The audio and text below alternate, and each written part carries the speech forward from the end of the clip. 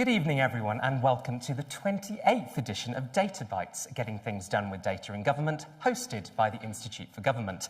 I'm Gavin Freegard, Associate at the IFG, and it's wonderful to welcome you all this evening. Let's start in the traditional Data Bites fashion. For those of you here in the building and watching online, hands up if you've been to Data Bites before. Welcome back. And hands up if this is your first Data Bites. Welcome. I must say I'm more nervous than usual about my introduction to this evening's Data Bites with some bad jokes, after seeing that the introduction to this year's Oscars with some bad jokes ended with a very different sort of punchline. Imagine being publicly owned like that. But our only knockouts this evening are our 4 prize presenters with 4 punchy presentations for whom I am merely the undercard. And according to the Slido from last month's Data Bites, perhaps I don't need to worry about being funny. Or maybe I do. Let's start with the usual housekeeping. Tonight's event is on the record and we are being live streamed, obviously. If you'd like to get involved on social media, it's #IFGDataBites and we're live tweeting from @IFG Events. If you're here in the building, you can use those details to get online. If you're watching online, you can submit questions to our speakers using the Slido page you're almost certainly already on. If you're not, go to bit.ly/SlidoDB28. And if you're here in the building, you can, of course, raise your hand. Why are we here? Well, Data Bites aims to bring together the various different data communities in and around government, to show everyone, including those who don't think of themselves as data people, what better data can achieve in practice, and to put interesting data projects on the record so we can all learn from them. How does Data Bites work? Well, you're going to see 4 presentations about different data projects this evening. Each presentation will last for 8 minutes. Yes, just 8 minutes. There are 8 bits in a byte, hence 8 minutes in a data byte. The presenter will then face questions for 8 minutes. Yes, just 8 minutes. And then we'll move on to the next presentation. So 4 presentations of 8 minutes, each followed by questions for 8 minutes. As you've heard, this is our 28th Data Bites. You can watch the previous 27, including last month's, on the IFG website. Now, before we take our usual look at what's happened since we last met, those of you watching us online should hopefully see a few questions appearing on Slido for you to answer. Studio audience, I'll be coming to you about these in a short while. We're going to our online audience first because you're very special and we're on a time delay. So those questions, if someone said the following term to you, would you understand what they meant by it? And we're asking you that for A, algorithms, yes or no, B, deep fakes, yes or no, and C, neural turbines, yes or no. So if you're watching on Slido, please answer those now. Be quick, you'll have about 30 seconds, and we'll come back to that shortly. So since we last met, well, there's been some big news here at the IFG, with yesterday's announcement that our director, Bronwyn Maddox, will be leaving to become the director of Chatham House. Ironically, those briefings were attributed. I thought that provided a good opportunity to chart some of the madness we've seen while she's been in charge here at the IFG. Bronwyn was appointed in May 2016. Since then, we've had 3 Prime Ministers, 2 Labour leaders, 6 leaders of the Liberal Democrats, 11 leaders of UKIP, and 3 US presidents, including that one in the middle. There's been 1 Scottish First Minister, 2 Welsh First Ministers, and 2 First and 2 Deputy First Ministers of Northern Ireland, and over 1,000 days without a functioning executive. At Westminster, there have been 8 different ministers for the Cabinet Office, 7 Secretaries of State for Digital, Culture, Media and Sport, 6 International Development Secretaries, 6 Justice Secretaries, and 6 Secretaries of State for Work and Pensions. And there's been a fair amount of political chaos caused and catalysed by 2 general elections and 1 referendum, including 50 ministerial resignations and 2 sackings outside reshuffles, 20 by-elections, more than 40 government defeats in the House of Commons, more than 100 changes of allegiance as MPs defected, were suspended and reinstated, and of course, 16 parties under investigation by Sue Gray. I would wish Bronwyn a calmer time in charge at Chatham House, but I fear the world has other ideas. Now, let's return to our question about whether we understand algorithms, deep fakes, and neural turbines. This is taken from the Centre for Data Ethics and Innovation's Public Attitudes Tracker, which they trailed at Data Bites last month. You can see some other results here. 95% of people know what apps are, falling to 80%, still high for targeted advertising. So, studio audience, hands up. How many of you understand what an algorithm is? So who shall I ask to define it? I'm only joking. And I think, what have we got from the online audience? I've got very Oscars style. coming up to me to see. So 95% of our online audience think that they know what an algorithm is. That's very impressive. Let's see how that compares to CDI's ranking. Just over 60% of people knew what an algorithm was. So how about deep fakes? How many of you here in the audience know what a deep fake is? Much fewer, okay. 80% of our online audience apparently knew what a deep fake was, and that compares to just under 30% when CDI asked. And finally, neural turbines. Hands up, studio audience, if you know what a neural turbine is. We've got nobody in the studio audience. We've got 93% of our online audience. 15% of those surveyed by CDI understood what a neural turbine was, which is interesting, since it's a term CDI made up to test people's overconfidence. Now, gloriously, the published results also tell us some of the groups that were overconfident in their answers. There's a line showing 15%. Let's see who's to the right of it. Yes, men. Younger age groups. Respondents in London. And people with high digital confidence. CDI also grouped people into segments based on their attitudes to data. Enthusiastic tech pros and optimistic tech dabblers were more likely to understand a completely invented term. And speaking of tech enthusiasts, sometimes lacking a real understanding, this week, the Treasury announced the UK government's first non-fungible token, or NFT, a form of crypto asset. Sometimes criticised for not taking energy and the environment seriously, accused of not doing enough to halt illicit money flows, and working in mysterious ways that few people truly understand, the Treasury is probably the most powerful government department. Enough of the preamble, let's get ready to rumble. We have 4 terrific speakers for you this evening. First, we'll hear from Alison Pritchard, Deputy National Statistician and Director General for Data Capability at the Office for National Statistics, hearing about one of government's major data projects, the Integrated Data Service.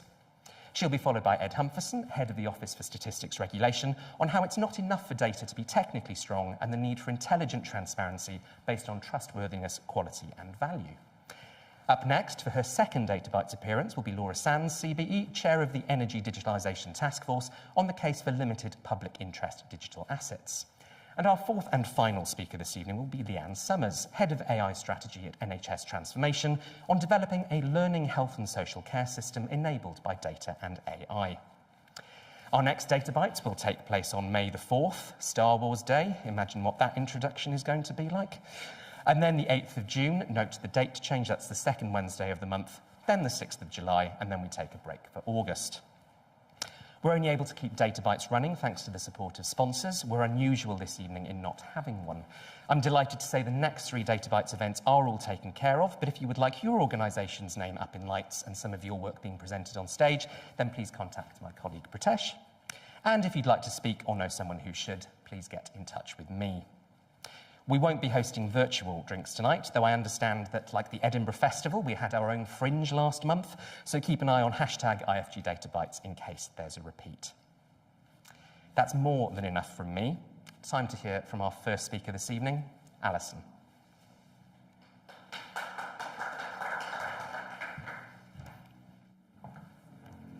Thank you very much. I'm just watching that clock to see when it actually starts. Alison Pritchard, I should start by saying I'm the real thing. I'm not a deep fake, but of course if I was, I'd probably still say that anyway.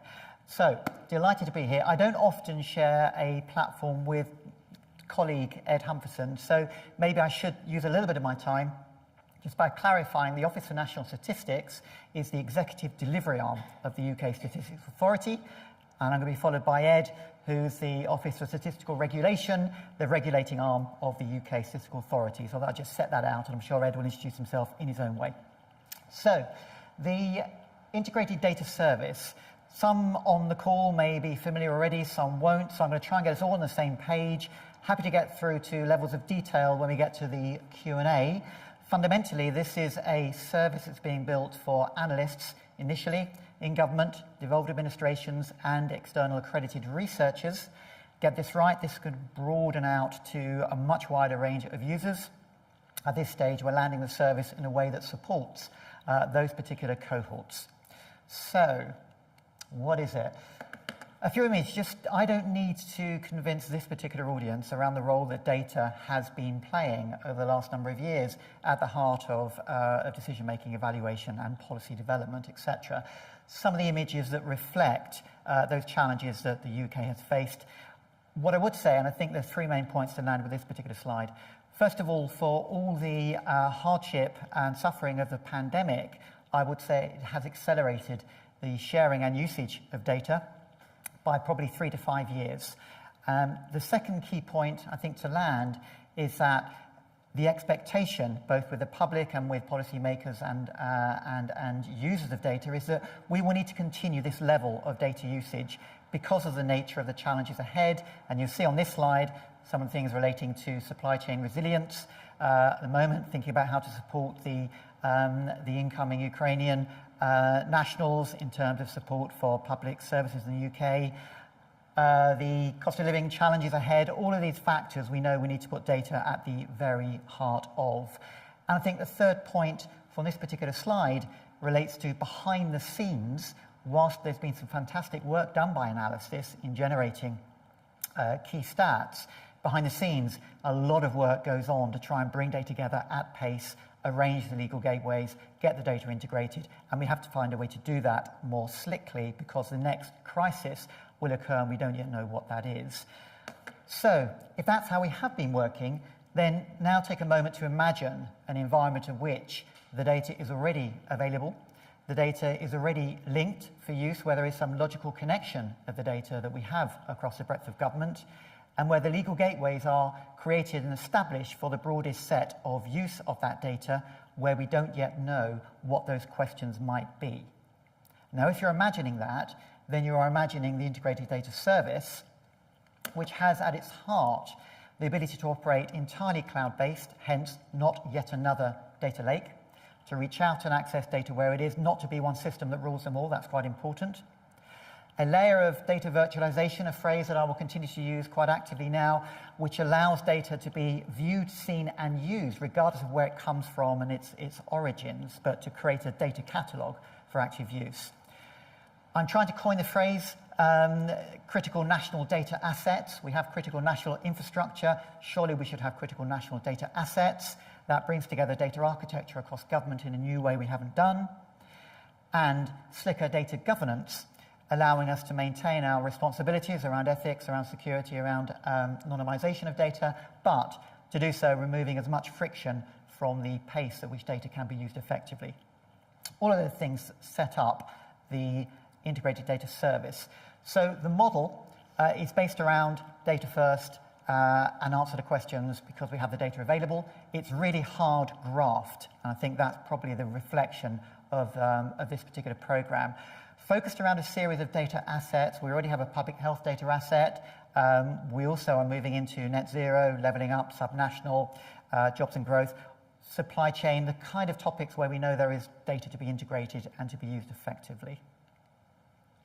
Program components, I shall be brief. The three on the left there are the fundamentals. So this is not purely a technical program. This is being built on Google Cloud at the moment. It uses something called Denodo, which is a data virtualization. It is API-driven and cloud-based driven. The second component there is the integrated data assets, which are fundamental for this service to operate. We're working hard to bring in data, bring it together, and integrate it through linkage. Probably the most fundamental here being the fact this is a trusted research environment. So possibly for all the points that Ed may be bringing up next, this must abide by all our legal requirements, our ethical considerations, and needs to make sure that this retains public confidence. Data sources. I had fundamentally originally thought that API linkage will probably be the most active. I now believe that what we're calling a deposit model, which is cloud-based instance of linking data, will become the most prolific. And that's related to the more and more basis of cloud-based hosting of data across government departments and other locations. So I expect our deposit model to probably be the most active in this space. You're thinking, that's great, but when on earth will something like this actually emerge? Well, 2022 is the year of delivery. We're already progressed through an initial private beta. We're entering the next private beta in a matter of 2 or 3 weeks, beginning of May. Big launch is the initial public beta. which is a civil service season, summer, but actually is the end of June, beginning of July. And that's when we roll out the users as well. We scale up and we scale out, including accredited external researchers, and we expect to have a degree of what we're describing as medium sensitive data at that point. We move on to public beta, full public beta accredited by Cabinet Office colleagues. That allows us then to seek Digital Economy Act accreditation, and using the Digital Economy Act as our key legal gateway to maximise the analysis that can be undertaken. The data deal is a fundamental element of doing this differently. So the concept of the data deal is moving away from hundreds of bilateral arrangements around individual data assets to a series of arrangements and agreements with the particular data controllers, whether that's HMRC, DWP, external as well, around the data, the nature of the data available, and the extent of how it can be used. So setting a framework for how that data can then be analysed. That will allow users, in some cases, to make self-assessed judgments of whether the use fits within that framework, fully auditable. In some cases, that will go back to the data controller for agreement. But fundamentally, we're trying to streamline the process from what is days to really should be minutes and hours. There are 4 projects already in the portfolio, and I'll draw out one in my 40 seconds left, which is the Climate Change Portal. If you haven't seen it, go look at it, climate-change.data.gov.uk. It's an example of the new dissemination that will be available, the public engagement and the way that people can then use data effectively as well as downloading it further. So this begins the journey for IDS. These 4, we move on to further use cases. And as I progress, I want to move away from merely project-based approaches and to the concept of bite-size queries on government data that fit within the construct of safe and secure. So IDS is coming this year, 2022. What's not to like? Thank you. Thank you very much, Alison. Perfect timing as well. I'm going to be coming to the audience for the first question, so do wait for the mic to come to you and tell us who you are and where you're from. If you can, remember you will be on the record. For those of you watching us online, we've got some questions coming in already, but if for some reason you're not on Slido, go to bit.ly/SlidoDB28. So I'm going to take the first question from our live audience. Anyone want to ask Alison anything about all of that? So, Ed, first question, and the timer will start once you start asking the first question. So please do keep your questions short and crisp, questions, not comments. Ed. Well, Alison, I'm going to invite you to give my presentation in about 7.5 minutes for me. Tell everybody about your thinking on adopting the principles of the Code of Practice for the outputs, the portals, the way in which the public will interface with the IDS outputs. Thank you. So fundamentally, this service builds on what we have been doing with the Secure Research Service, with a service available already for government and external researchers. And built into the SRS is the expectation that data will be handled appropriately and will be published and will be put into the public domain with the right protections around it. The IDS is going to be slightly different because the IDS is optimized for government use. Which doesn't mean we're reducing the quality of the service for external users. It means we are hugely scaling up the quality of the service for government users because, according to the National Data Strategy, this is to help government make better use of its own data for the purpose of policy evaluation, etc. Now, I don't want to preempt your TQV discussion coming up next, but there are opportunities for us to make sure that the service is recognised as encouraging the use of the Code of Practice for use of analytical data and analysis, as well as quality factors around the quality of the data and how it's used. Now, in terms of policy evaluation and policy development, there may well be a time lag between how data is used to support policy development, but there is clearly an expectation that that data should be available in due course for the public to analyse as well. Finding that process so that we don't discourage policymakers from actively using data for better policy is where the challenge sits. Fundamentally, this is a trusted environment, and fundamentally this can only succeed with the confidence of the public in what we're seeking to do. Brilliant, thank you. I'll take two related questions together from our online audience. Anonymous asks, good evening to you, Anonymous. Is this platform only for government use? And Sam from Med Confidential, evening to you, Sam, asks, have ONS been asked to install any third-party black box modules in the IDS or the Secure Research Service to run analyses that would bypass output checking and project or ethical approval? And what did the ONS say when you were asked? So I suppose about private involvement in both platforms. Yeah, okay. So in the first case, probably touched upon it there, which is the service is optimised for government use, but actually we expect an awful lot of ongoing use by accredited external researchers in the academic environment and those that are doing really critical analysis to support sort of national thinking. I expect the journey to progress into, I hope, local authority use as well, both incoming data and data available for such use. The complexity will always be around the nature of the data exchange agreements and how we can trade off, if you like, the broadest set of agreements with the nature of the users. I have in the past also been asked around, is there a risk of creating a multi-tier model in doing so? And I've provided an honest answer, which is it may well be that some users will likely have more active access to data, particularly if they are within government directly. Question around black box components. I think black box may be different ways of defining what we might consider to be the case. For the Secure Research Service, we have avoided putting any software on the Secure Research Service that we are not fully and entirely confident that will allow us to maintain the security of the data. So I can give quite a clear short answer to the SRS, which is no, we have not. Although we have been exploring, as others have been, the nature of software that may make life easier for researchers in understanding what data is available. But at this stage we have not, because the nature of both ethics and security of the data is paramount for us. In terms of the integrated data service, black box software could include arguably the data virtualization that we're applying across the piece.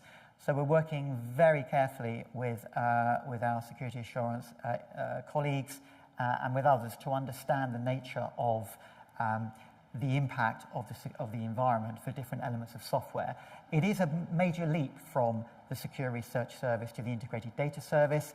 A cloud-based environment creates all sorts of different challenges and opportunities, and we're working this through, and I'd be keen to continue to discuss this with interested parties.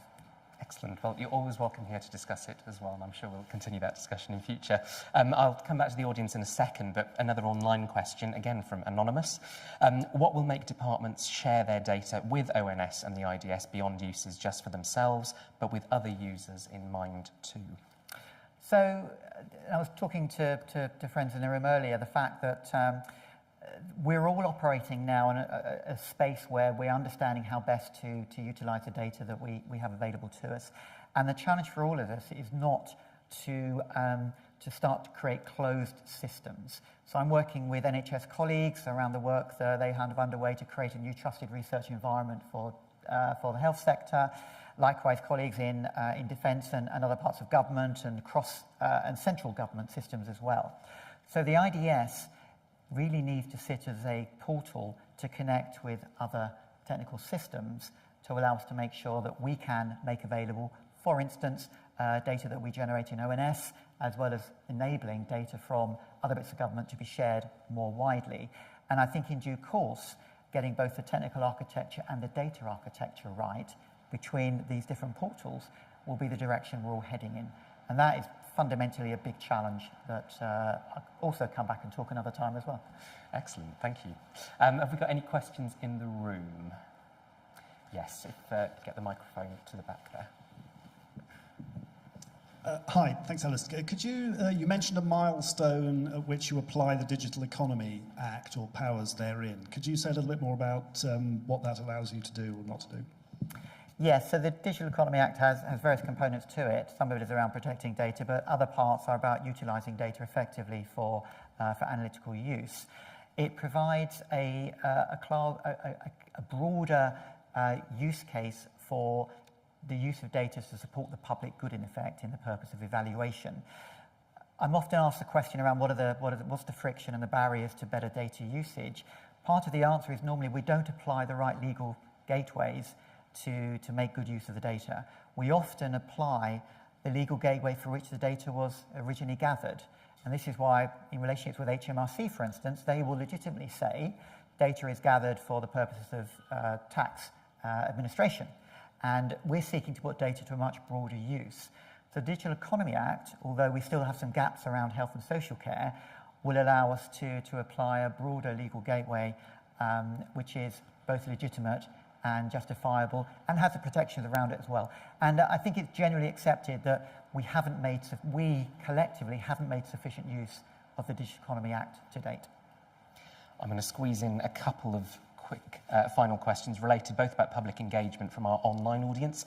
Peter Wells asks, if a citizen wants to know more about IDS, what page on the ONS website should they start with to understand things like the service, how their data is being used in projects and what the outcomes have been?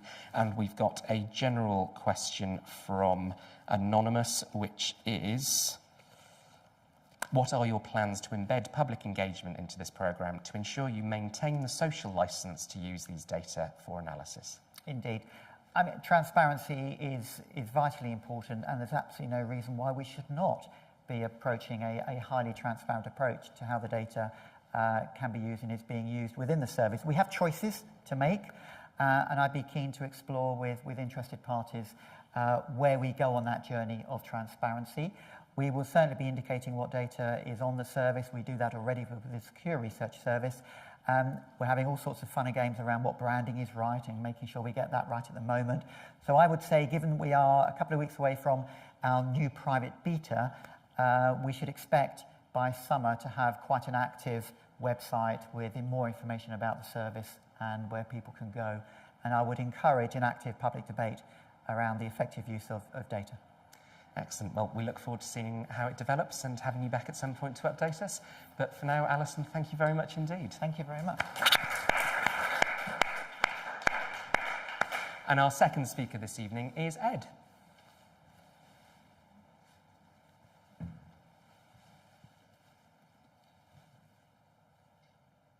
Well, good afternoon, everyone. I'm Ed. I'm head of the Office for Statistics Regulation. We are the UK's regulator for government statistics and data. We set the standards that all government departments must follow, and we uphold those standards through various reviews and interventions. And I'm going to talk to you today about TQV, Trustworthiness, Quality and Value.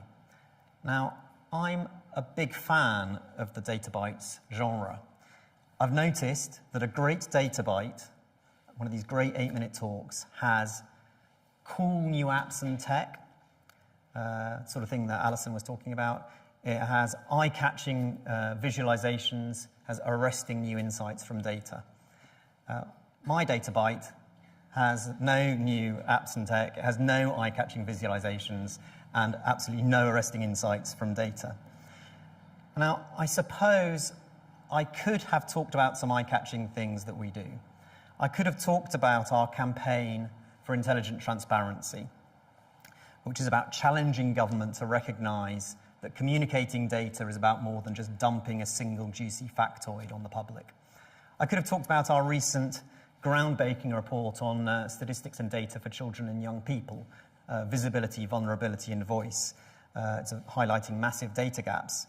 I could have even talked about the big interventions we do, our main eye-catching activity, calling out the Prime Minister.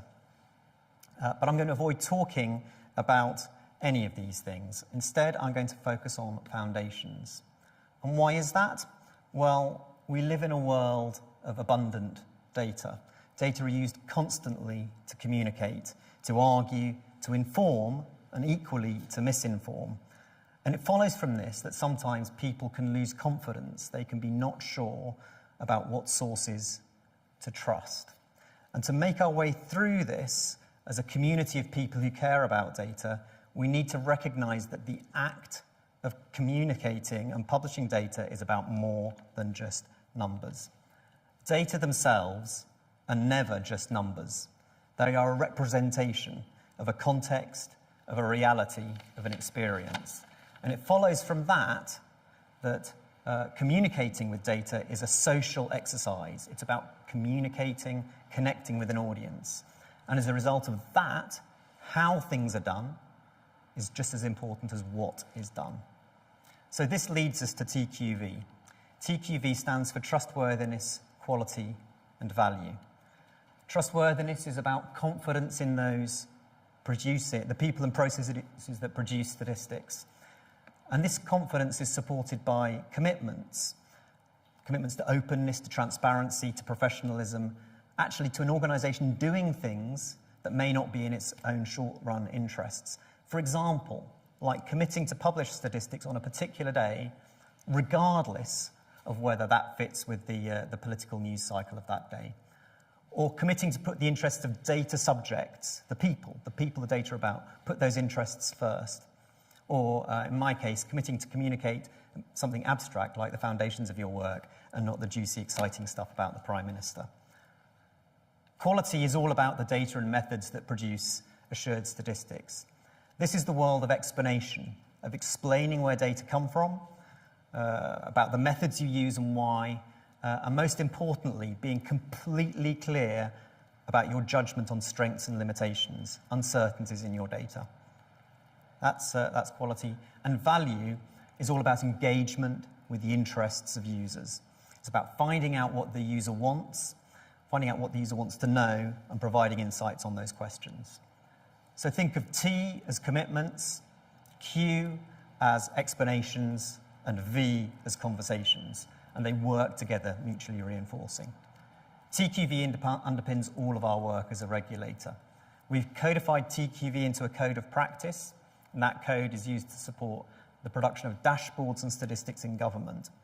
TQV, we've created guidance for things like intelligent transparency, models, the use of models in government, and the universal principles go much more wide than that. They're used to support evaluation in government, fiscal forecasts, and you'll notice from my artfully placed question to Alison a few minutes ago, can also support the dissemination of outputs from the IDS. And this idea of universal application isn't just fanciful. TQV is taken up in lots of contexts which aren't really official statistics, including the hugely popular coronavirus dashboard, by Transport for London, by UCAS, by the Scottish Fiscal Commission, and many more. And I don't know if this will come out very clearly, but that's a quote from UK HSA, who produced the dashboard. Adopting TQV, well, you can read it, helps users to understand the processes involved and demonstrates that what they're doing well. Scottish Fiscal Commission, thanks to this ongoing commitment to TQV, that we've already developed this great reputation. So if you want to find out more, here are some links to our work. You'll find at the top there the links to TQV and how to adopt the code of practice. At the bottom, if you want the juicy stuff, the sugar rush of the interventions, that's in our correspondence line. But I want to close, in a sense, with two reflections. The two things I think I'm wrong about. The first is, at the beginning I said, well, I didn't have a tool to share, but I think I do, actually. I think TQV is a framework which, in the hands of a data analyst, a data communicator, a statistician, a data scientist, a data architect, it's a tool that can really help secure public confidence. So I think I was rather underselling what I was talking about. And the second thing I was wrong about was, I don't think the great data bites that I heard really were those things that I listed. Of course, they had them. They had visualizations. They had arresting insights from data. But if, like me, you believe data are more than just numbers, you'd realize that I was being seduced by the superficial there. What makes those data bites great is that they're underpinned by this notion of being about TQV, implicitly perhaps. They embody a commitment by the analyst to be open, by the mere fact of presenting in a place like this. They embody an explanation. The analyst, the data scientist, talking openly about the strengths and weaknesses of what they do. And of course, they embody a conversation, because after your 8 minutes, you have 8 minutes of discussion, which is what I'm going to do now. Thank you very much. Thank you very much indeed, Ed, for an excellent presentation and for taking a sledgehammer to the Data Bytes fourth wall as well. Very good. Deconstructing the genre. Brilliant. A very postmodernist Data Bytes. I will come to the audience for a first question, and I'm conscious all of the questions so far have been either male or anonymous. If you are online and would like to ask a question, we've got some coming in already. If you're not already on the Slido page, then it's bit.ly/SlidoDB28. So, do we have any questions in the live audience? Yes. If you just wait for the microphone for a second. There we are. I'm interested in how you deal with the dyed-in-the-wool anti-data people here. My journey was, I left college in 1970, started working for Which, investigating, mainly conveyancing, how property was transferred from the consumer's point of view. I learned a lot from that, went into practice, and within a few weeks I was reported to the senior partners because I was trying to change things, which was an insult to professionals. Could I ask you to quickly wrap up, just because we're on the time? Professions. Could I say that you've got a particular problem with conveyancing because the people who do it, the lawyers, not only have a monopoly, they've had it since 1804, and it's still going. They have fought off improvements. I'm gonna have to stop you there, I'm afraid.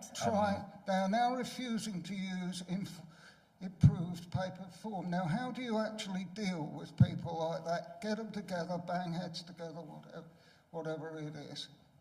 So I think two observations really about how to.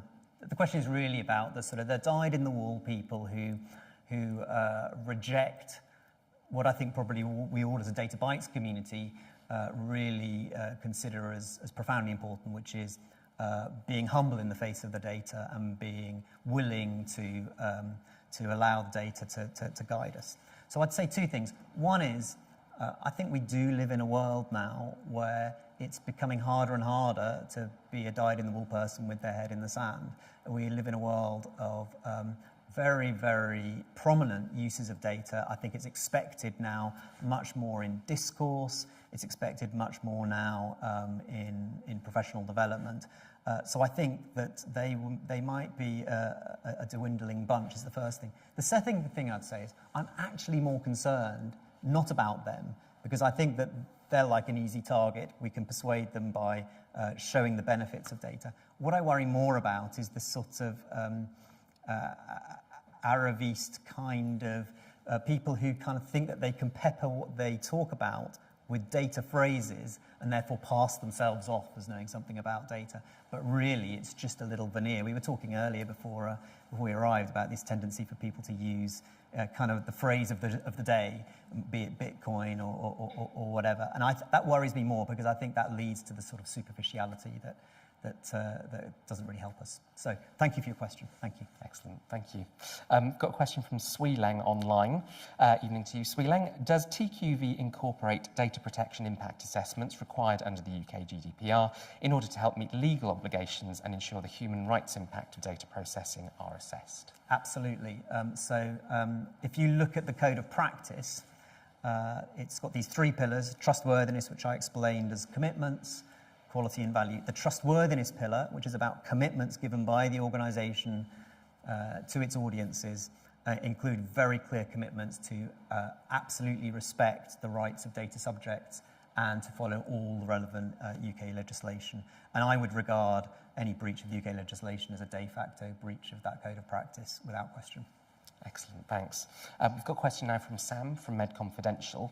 Again, quite a specific one, but there might be some more general points from it as well, which is, what does the OSR think the owners of trusted research environments should say when a project asks them to install third-party black box code bought from an overseas supplier, which takes a copy of all data in a TRE and allows bypass of governance and processes in analysing that data? Well, the first thing to say is thank you to Sam, because he was good enough to share that question with me in advance. So thank you very much for that, Sam. And if my answer is rubbish, I've already got no excuse, because I've had 24 hours to think of it. I think I would say You know, like I'm a one-trick pony. Like everything, any question you ask me, I find a way to maneuver it back to TQV. So I'm going to move that one back to TQV. And I would say I would expect any trusted research environment to think about a proposition, a black box proposition, from the perspective of trustworthiness. What commitments can they give to their audiences, their public, if they are using a black box? And it sounds like it might be difficult if it's a black box. What can they say about quality if it's a black box? Well, it's really quite hard to be sure about strengths and limitations if it's in a black box. And of course, in terms of value, what value does a black box confer to users? I would encourage those TREs to use, sorry for mixing up my three-letter acronyms there, the TREs to use TQV. But as I say, that is probably my answer to absolutely everything in life. Excellent, thanks Ed. I'll come to the audience in the next round of questions, but for now we've got another question from Anonymous. It seems like some politicians are genuinely contrite and apologetic if called out around inappropriate use of statistics, but others aren't. Thinking about improving the public debate about the use of data, what does the OSR do about those that seem to care less? Well, the first thing is I completely agree with the first part of the question. Our experience overwhelmingly is that politicians want to get it right. I think for at least two reasons. The first reason is they want to get it right because they want to get it right because they care about getting it right. Secondly, because if they get it not right or we highlight a different interpretation, the story becomes not what the story they want to talk about, it shifts to something else. And that's not helpful for them. I think in the small number of cases where that maybe isn't the case, you have to remember what our objective is. Our objective is we're not policing what people say. What we want to do is to make sure that the statistics are being interpreted in a way which is faithful to what the statistics actually say. And if you have that as your objective, in a way, what we want is that we don't want people to pick up the wrong end of the stick. And as long as that's the outcome, what the sort of the degree of recalcitrance or otherwise matters less than the protecting or preserving a public understanding of what the statistics actually say. That's the goal we're pursuing. Thanks. Any questions from our live audience? I'm going to come to the one just in front. Sorry, next row ahead. Sorry. So obviously making progress across the pillars is sort of a never-ending journey. I'm just interested in which of the three feels the most challenging at the moment? Well, very, very interesting question. My team will not let me answer this. Would never forgive me if I didn't answer it by saying the J word is banned in OSR. Nobody's ever allowed to be on a journey because it's so we have to find. It's a never-ending process. I think. Can we agree on that? Never-ending process. Thank you. It's a never-ending process. It is indeed.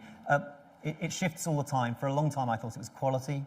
I think across the government data estate, there have been significant strides in quality. I think the pandemic has been a lot about value. It's been communicating in a way which engages with people. But I think underlying all of that, trustworthiness, the commitment to handling statistics in an appropriate way is it's the base that you have to continue to attend to. And I think probably that's on my mind a lot at the moment. And I'm going to squeeze in a final quick question from the online audience, which comes back to our postmodernism. This is from Tom King. What can we do to shift attention from eye-catching stories to the need for firm foundations? And is the political accountability system becoming more aware of how important this is? Well, hello, Tom. It's good to hear from you. Hope you're well. I think the system is becoming... there's always tittle-tattle, but I think the system is becoming more aware of the profound importance of using evidence in a way that respects the underlying feature of that evidence. And I would say that this is probably a never-ending, what's that word? Challenge, thank you. Never-ending challenge, but I think we are making progress with it. Excellent. Well, an optimistic note on which to end. Ed, thank you very much indeed. Thank you. And our third speaker this evening, her second appearance at Data Bytes, but first in person, over to Laura. Thank you so much. And it's great to be here and actually meet the team, as you say, in person. I'm here a little bit as a fraud because I'm an energy geek who has been over the last 5 or 6 years trying to absolutely drive the energy sector to embrace data and digitalization in a sort of drive to modernize them and to reflect other sectors, because the energy sector is quite far behind on the journey. and I have been chairing the Energy Digitalization Task Force. Now, the energy sector is going through a phenomenal change. We've got 400 actors, more or less, in the energy sector, all of whom who know each other's golf handicap. And we're moving to 100 million actions and assets onto the system that has been totally linear. So how are we going to do this? Now, in many ways, the sector has been thinking that it can do it in its wonderful analog way, but absolutely impossible, and the system will collapse under the sort of 25 million EV cars, heat pumps, all of which you can do more than one thing. And so here, I don't know whether this is Ofgem here, confused in the middle, or whether this is the consumer, or whether it's just me. But this will not be able to be done unless we digitalise in quite a fundamental way. So it's an exciting challenge, but not a challenge that the energy sector is totally attuned to, although we're working hard on it. So we had the Energy Data Task Force, which we published about 3 years ago, and its core proposition, and I don't know whether Ed and Alison will totally agree with this, but anyway, the core proposition that is now embedded in energy regulation, and that is that energy data, energy systems data, is presumed open. And that has changed culturally the whole sector. And I think they agreed without really understanding the implications of it, but we now have it and it's in there happening. The Digitalization Task Force is very much about operationalizing the data and unlocking the whole project around the decarbonisation of the energy system and net zero. Now, at the moment, there is digitalisation in the energy sector. Hooray, fantastic. But it is like the Tower of Babel. It is quite thin in terms of what it does, and it's very point to point. But anybody who is an energy geek in this room or online will know that actually it's a connected system, and demand and supply needs to be balanced, and there are all sorts of interventions to keep the system stable. So our job at the Digitalisation Task Force was to get the plumbing. So I've absolutely decided I've redefined my career as a plumber. But it is absolutely driven by net zero. So we had use cases. I hate use cases because use cases are only what you can think of today, and actually we're in a very fast-moving world. So we created these very, very large, wide use cases. And the first one that really matters is prices to devices. And that means that an EV car can have visibility of an offshore wind farm and vice versa. Now, of course, that's not going to happen. I'm not going to be driving down the M25 understanding what's going on in the North Sea. However, the visibility of this system needs interoperability right across all these different asset classes. And so this was so-called the use case. It was broad enough to ensure that I wasn't frustrated by being confined by today's thinking. So these are the highlights. I don't think can come out very well, but anyway, hopefully you get the slides afterwards. We had 6 key platforms that we were looking at. Firstly, is we needed to unlock the value of customers' actions and their assets. And again, I would really welcome to understand more from Ed in particular about that particular proposition. Deliver interoperability, absolutely crucial, right across this very, very dispersed and changing supply chain. Integrate new governance models, and again, I know we can learn from Alison and from others around that, but we have created recommendations that are energy specific. Security. Security, security, security. It was the first thing we did, and absolutely tried to bottom that out. It's absolutely crucial that we create interoperability, but that we don't create more vulnerabilities. Actually, strangely enough, the biggest vulnerability to the energy sector and how it's changing is if we don't have visibility, strangely enough. And so the idea of lack of visibility being security is actually quite the opposite. The fifth element is something that I think is, and it's got picked up by other parts of government, is actually getting quite a lot of traction, and that is about carbon visibility and dynamic monitoring. So the energy sector is the sort of feeder for the majority of the economy. And currently, it does collect carbon data, and it reports it once every 6 months, once every year. This is not giving us any dynamic visibility of carbon flows. And so we're very, very clear about the recommendation on that. And the last one, which is actually the biggest problem and most difficult, is getting a digitalization culture embedded. So what we have is a wonderful energy engineer who is used to building things for 25 years, that is absolutely tested to destruction before a penny is spent on it. And then we have a digital person, and the two do not communicate. They have no understanding of each other's rhythm, of each other's risk profiles, of how to invest in these assets. And so that is a very key recommendation. So under the customer, I've just done the highlights. And again, this is something maybe that I can learn from other people more about, but we have really taken the Estonian model of a customer consent portal, where I would consent to have my data used or decide not. It's absolutely crucial that we create control, that customers have control, which will allow them to have trust, which will allow them to participate in the energy system.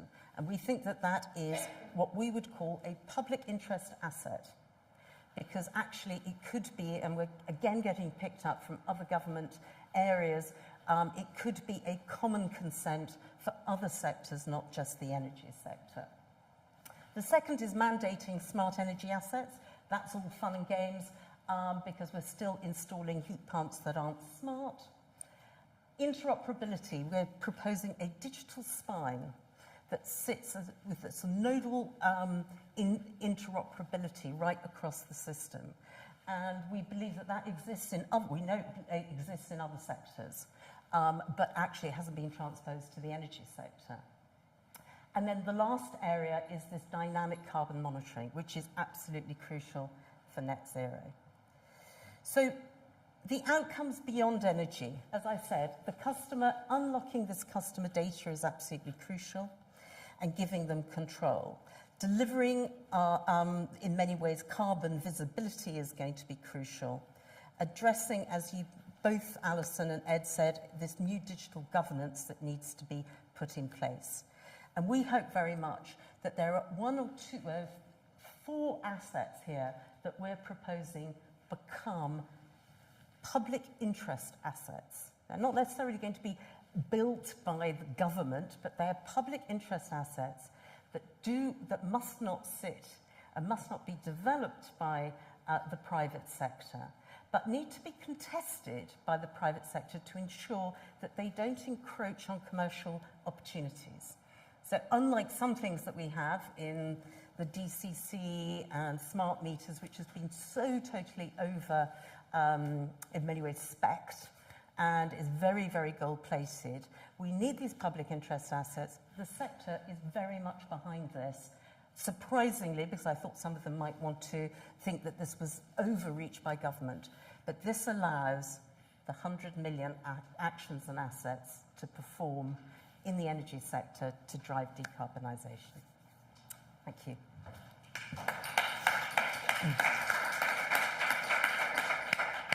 Thank you very much, Laura. It feels like we're getting back to normal, not only when we've got all of our speakers in the building for the first time since February 2020, but when somebody holds Estonia up as an example of great digital government. Estonia, the rock star of digitalisation.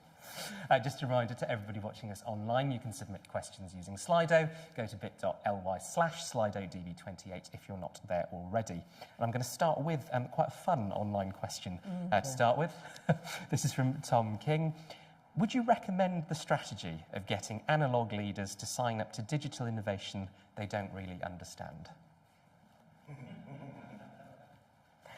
I think it's very challenging, and I think Ed mentioned this before. It is very complicated, and what we've got is these sectors that have grown up in a very, very engineering, very long-term way. And the communication, and I see it, you know, when you've got these great digital people. I mean, first of all, the energy sector needs to attract a lot more talent. And if what they're doing is being interviewed by somebody who is in many ways a long-term energy engineer, actually the sector, or we're finding it difficult to attract the right sort of talent. It is very difficult. I think that there is a lot of, at senior, very senior management, I think that there is quite a bit of change, and I think they are really starting to understand the digital. So interestingly, and very pleased that Ofgem actually took on some of the data task force recommendations, which was saying that digitalization, data and digitalization needed to be a board matter, and that they were interested in the boards of the regulated businesses having people with capabilities in data and digitalization. So it's a journey, Ed. But I think we're getting there, and I think also the compelling issue is people wanting to come and join the sector because it is really at the heart of the net zero opportunities, and they feel that that's an exciting place to be. Excellent, thank you. I'll take a question from our in-building audience now. We've got one in the back right. Obviously, we're in the middle of an energy crisis, but also we've been through an interesting period of supplier consolidation, etc., over the last couple of months and things. I wondered if there are any lessons that can be drawn from some of that work, where some of those suppliers obviously were sort of parading themselves as digital first, etc., and sort of whether the data we have available from smart meters, etc., potentially helped Ofgem better manage that transition than, say, 10 years ago, when I suspect we might have had people just like completely shut down in the system. I don't know. Be interesting to get your reflections. So I think, I will answer the question, but in the context, it's very interesting because I do a lot of work in the food sector as well. And, you know, Tesco for 30 years has been able to predict your change in your health off the back of the profiling, right? The energy sector, even those who are very digitally sort of minded and would present themselves as tech companies, have virtually no visibility of their customers at all, right? I mean, really, they are meter numbers. And the texture on understanding consumer, and they will have to start to really understand consumer behaviour, the level of engagement that consumers will want, and also manage the consent process, which is going to be crucial. I think the failure in terms of the retail sector has been, I mean, obviously it's been price volatility. There's a lot of governance issues there around whether they were resilient enough to actually, in many ways, have a supplier license. I think there's questions there around regulation, etc. But I wouldn't say that data was the problem. I do think that for the failures, I do think understanding customers is a major weakness in the energy sector. And if they're going to have to distinguish between me, who might have a heat pump but not an EV, you who might have 2 EVs, no heat pump, you might also have totally different needs to other people. Currently, the energy sector divides 60 million people into 6 archetypes. Okay? Is that right? At the forefront of tailoring, segmentation, etc. And we know that Amazon segments us into 150,000 different archetypes. So I think we've got a long way to go on that consumer insight, tailoring propositions. I'm going to come back to the room for questions. Did we have one down the front? I think we did. There's a couple of observations, I suppose. One is, if we know how much electricity is in people's cars, are they the ones they're going to steal in future, I wonder? But anyway, real-time energy theft. But more seriously, I mean, at the moment, we've got a situation where the national grid is managed on a basis where they're having to literally watch the meters to see if they're going to start using more than we have. I think that's common knowledge. And in theory, what this will give us is the ability to forecast. It's not so much retail in the sense of consumers, but in terms of businesses, being able to persuade them to change their habits in order to be able to control our consumption. That's the nirvana, really, I suppose, that this offers us. Yeah. It also offers the opportunity for people to game the system and to do bad things. And all of it sits on data, of which we do not know the quality at the moment. So my question is, what's being done about quality? And just who will have access to all of this data, which is open? So the quality point is really, really interesting. And we went through this through the Energy Data Task Force, and that is, if we had said to the energy sector, your data has to be of good quality before you open it, we would be here for 20 years, right? So what we did was actually the reverse and say, actually, everybody's data is, I mean, I think it's a technical term, I think it's called crap, and we're just going to have to lean into it. But so is the data, some of the government data, and so is some of the regulator. So what we wanted to do was to have presumed open, and the data sets that are useful, actually other people will come and clean it up. So I totally agree with you. We're not in, we're not in a perfect place.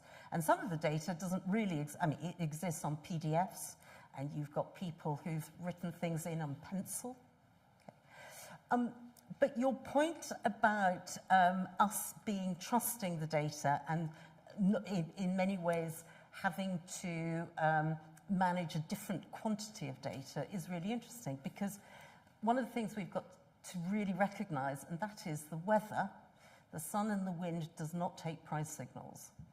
It doesn't follow legislation, right? So the majority of our balancing of the energy system is going to have to be done by demand, whether that be, it can be demand storage, or it can be consumer demand changes and shifts.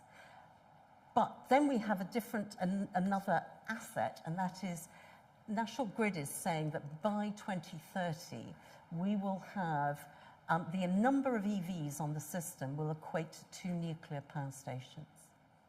So I wonder whether the people opposite are listening with their energy security thing. So we've got we will have distributed assets rather than in many ways consolidated.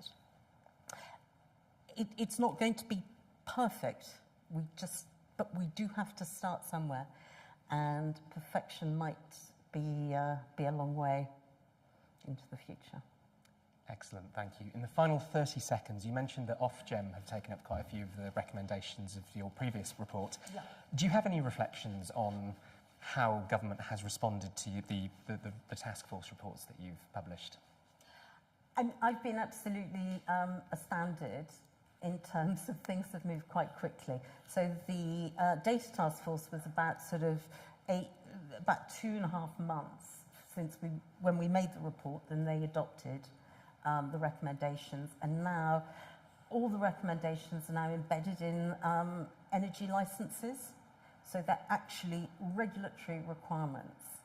I think the digitalization task force is more complex, there are more moving parts, and there's a lot more debate, and in all these things, there aren't 100% right answers, but there are decisions to be made. And we've worked they commissioned these reports, and they have been fabulous as partners. Excellent. Well, again, an optimistic note on which to end. Laura, thank you very much. Thank you. And last but by no means least tonight, we have Leanne.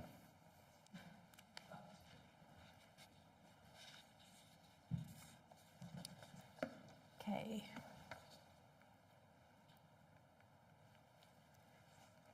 Right. Hi, everyone. My name's Leanne. I am here with you today from the NHS. We are now the NHS Transformation Directorate, but we've been undergoing quite a few different, I'm going to say smushing, that's the official term, recently looking at our whole digital kind of infrastructure so that we can support transformation. For me, it's a really positive step that digital is potentially not going to be its own thing anymore, because I think it's a sign that digital transformation is underway when you start to call it the NHS again. So again, some of these views today might be a little bit my own. You will see it's got draft all over it, but if we don't socialise them, we might never catch on. So I've been given the unenviable task of delivering a strategy for AI within health and care. I think Laura's presentation about the energy sector kind of sums up a little bit where we are in health. We did publish a strategy or, a program, a policy, I think it was about 2002, the National Programme for IT, still delivering it, we're not quite there. So I've got a lot of things to kind of bring together in terms of, what we might want to do to achieve kind of this, what we're calling a learning health and social care system. So the idea of that is, a health and social care system that's routinely thinking about, sort of personalised care and support journeys, that we're being data informed, so at the moment, during COVID, we obviously had a lot of, a lot more insight, a lot more data on the activity that was happening within health and care, which is something that we don't necessarily have at a national, regional, or sort of trust level that's really kind of methodical at the moment. So we're sort of looking, how do we sort of drive the system so that people can make more informed decisions in ways that we see in other industries. This is kind of like for our operational data, so that we can support commissioning services. If we've got lots of pregnant people in one borough, do we need more midwives there? Possibly. And we don't necessarily know that. So maybe we can know that, and then maybe we can use some of the technologies like machine learning, artificial intelligence to support with that where it's necessary to do so. So we've set this vision.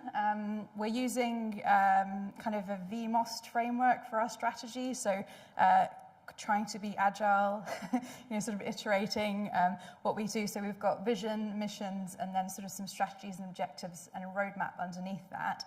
The main goal obviously is always delivering better outcomes for the public, but we need to do that in line with the priorities that the health and care system set, because obviously the technology is not going to be the answer. It might help. Right. So, here we go.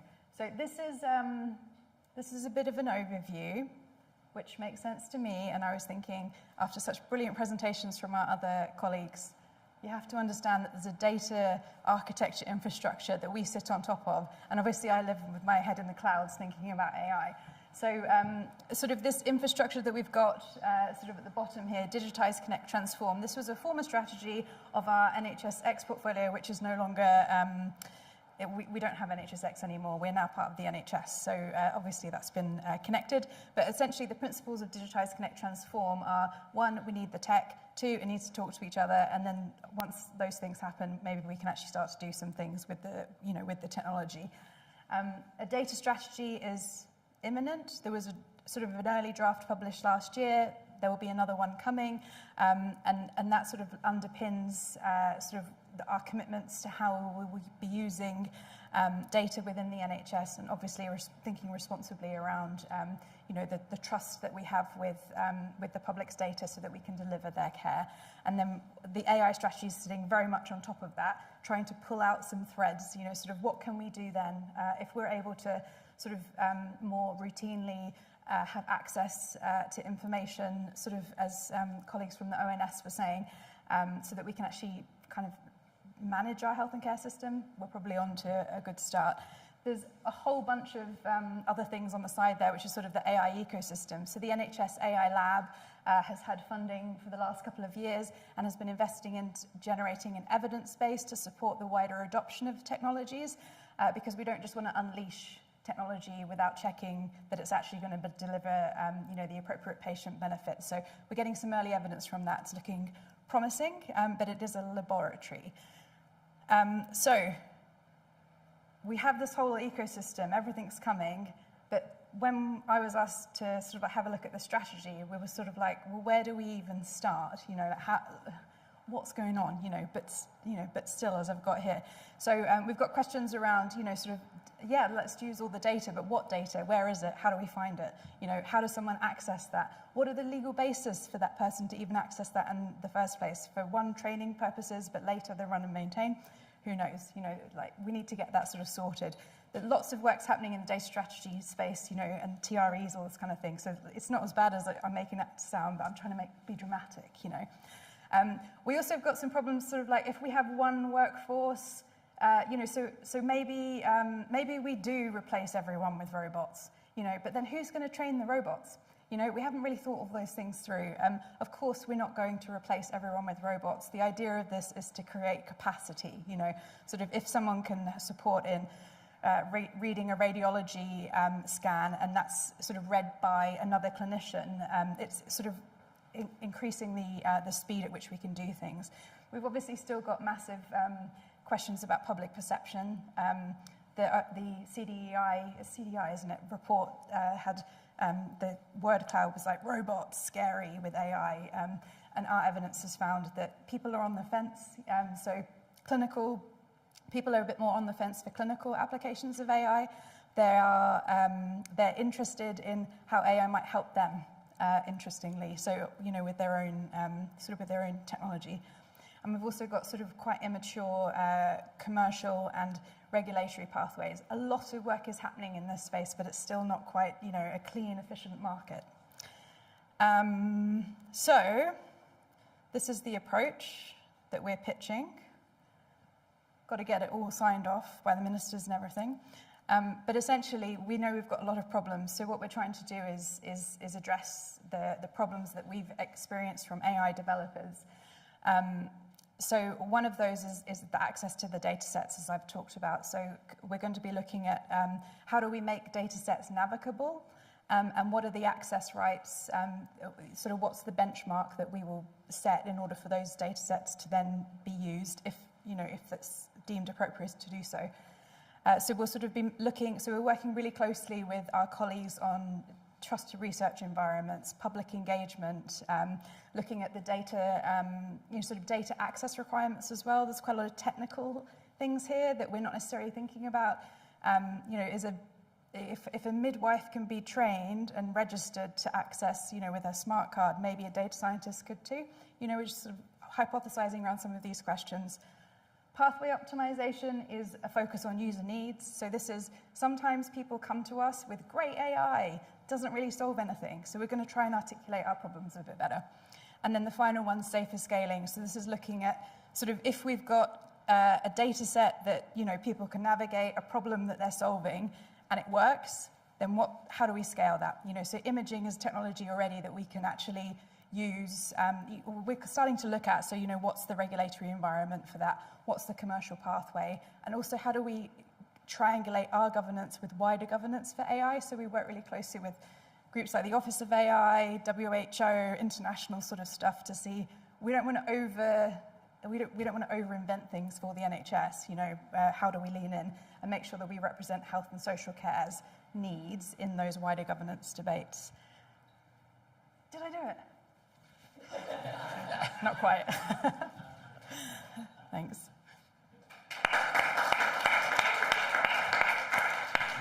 Brilliant. Thank you very much indeed, Leanne. I'll come to the audience for the second round of questions in the building. If you're online, you can submit your questions via Slido, and if you're not already on the Slido, it's bit.ly/SlidoDB28. I'll be saying that in my sleep tonight. So first question from online, which you've touched on already, actually, and I think it's been a bit of a theme running through some of the presentations this evening. This is from Steve Black, who says, how do you and the strategy differentiate between the unhinged techno-utopianism that believes AI can solve any problem and the need to invest in AI tools that can be expected to work on real problems? So we want to be really boring. I'm not sure if that's going to address it, but ideally this is something that, we just get on with and we just do, and we do it right, and we work with all of our colleagues across different departments, and it goes away. We don't really want the exceptionalism. Obviously, there are incredible people out there doing really whiz-bang things, and I personally am really interested in this consciousness debate. But that's my, I can read that in my spare time. For my job, I need to make sure that we're actually delivering, the adequate health and care services for the nation. So, does that answer it? I think it does. Okay, good. In the building audience, do we have any questions? Let's go for front first, and we'll come to you for the next question at the back. Hi. You mentioned in your talk that we need the tech and the interoperability first. We're still quite a long way away from that in the NHS. I'd be surprised if there's any major strides by 2030, frankly. So I'm just wondering, why is an AI strategy important now when there's still so much work to do on the foundations? Yeah, I really asked myself that question.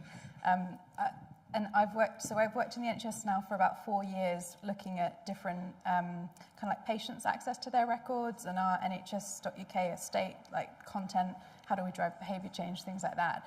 And I sort of thought, well, this job sounds quite cool because at least I can go and be boring in this whizzy AI stuff. So not that I'm obviously a person, you know, I don't hold the keys to this, but I think that it's just, the reason that we're talking about data readiness, that we're talking about pathway optimization, is we're not really doing AI, we're just doing good digital development. And then the idea is that we'll put the rails on the road that mean that when we're ready to launch ML and AI, we're able to. And there's already examples of technologies that are working, you know, and we need to look at how we scale that, what the N is, you know, at what population level should we, can we deploy, this particular algorithm for a clinical diagnostic tool that's representative so that we're, you know, being equitable, we're not putting bias and such like that into the technologies. So, maybe by being boring again.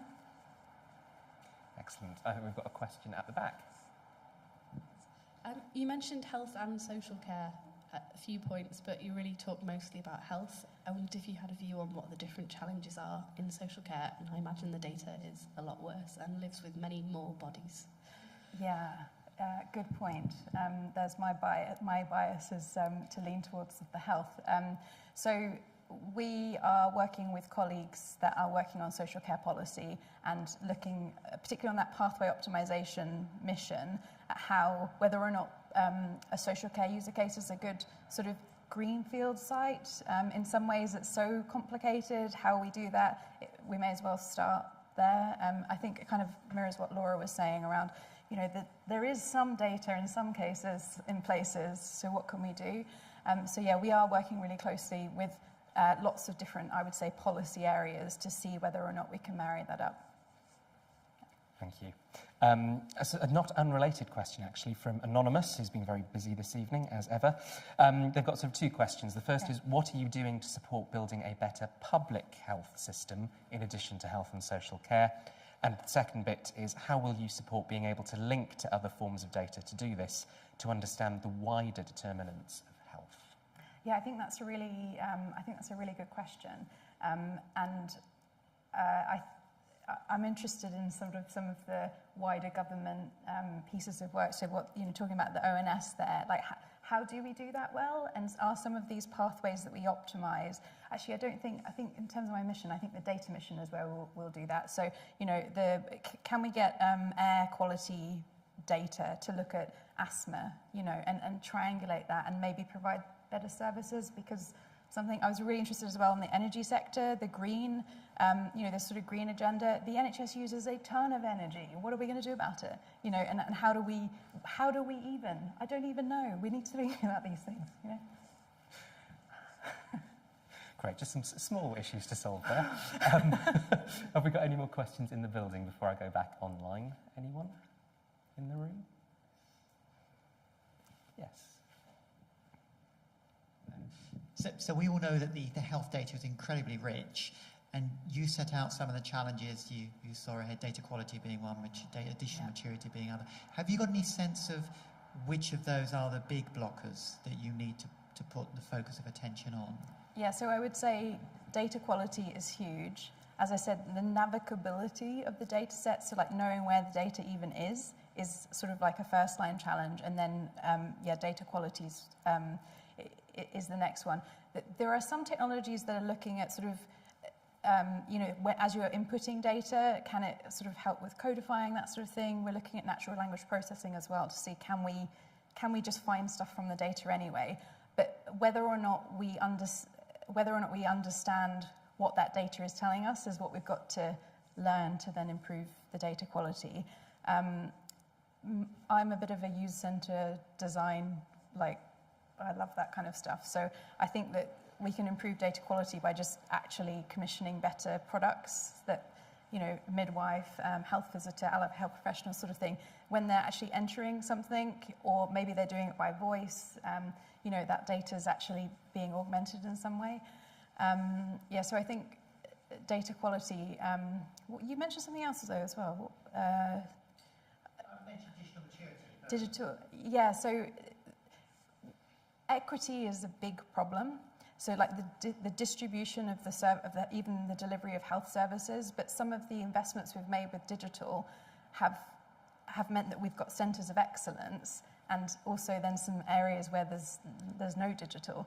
You know, so we really have to bring up that baseline, and we don't know how to do this yet, but that's one of the things we're looking at, is how do we accelerate the maturity of the like digitally poorest, let's say, so that they can get up quicker, so that if a product works, like for instance, we've got a very promising product with stroke, and it's looking at delivering better health outcomes, sort of from a district general hospital into kind of more specialist centres. Like, can we actually, can we spread that around, you know, and how do we get those places up a bit quicker? So, yeah. And in our final minute, a question from Michelle Edwards. How we collect data is important, and the generic terminology used to do so, in my opinion, needs to be reviewed. For example, using catch-all terms such as BAME groups when we know this is not a homogenous group. How will the NHS address this using AI? Ooh, how will we address that using AI? So we're working on a standard at the moment that's looking at kind of ethical, it's like ethical frameworks, but it is for more representation in data, so that we can actually have, I'm going to get the words wrong. Somebody said earlier today, we need homogeneous data sets. And I'm like, I actually think we need heterogeneous, because we're all different, you know? So actually we need to be able to allow for the fact that we're all different, but at, you know, different phases. So, good question. Not sure. The Global Partnership for AI launched a paper on data justice, I think it was last week, and that looks at sort of, yeah, the human rights elements of, you know, the delivery of, it's AI and data, you know, these things are so interlinked, but when we look at things like rare diseases, obviously we're looking at outliers, and AI is, you know, statistics, is it trying to find the outliers? Not if you don't ask it to. So these are questions in health policy anyway, you know, so it's part of just how we should make things better, maybe. Excellent. Well, Leanne, thank you very much indeed. Thank you. So, a few quick parish notices before we finish, and before I let our audience in the building get hold of a few drinks. We've got lots of events coming up at the IFG over the next few weeks. You can find more details on the website. Events on everything from levelling up and net zero in the same event. 2 government priorities for the price of 1. We've got an event on whether all schools should be academies, and we've got an In Conversation event with Jamie Driscoll, Mayor of the North of Tyne, up in Newcastle. The next Data Bites will be on Star Wars Day, Wednesday the 4th of May. May the 4th be with you at 6 p.m. All that remains for me to say is a huge thank you to all of you online and all of you here in the building for joining us. And please join me in a round of applause for our fantastic speakers this evening. Thank you very much, and good night.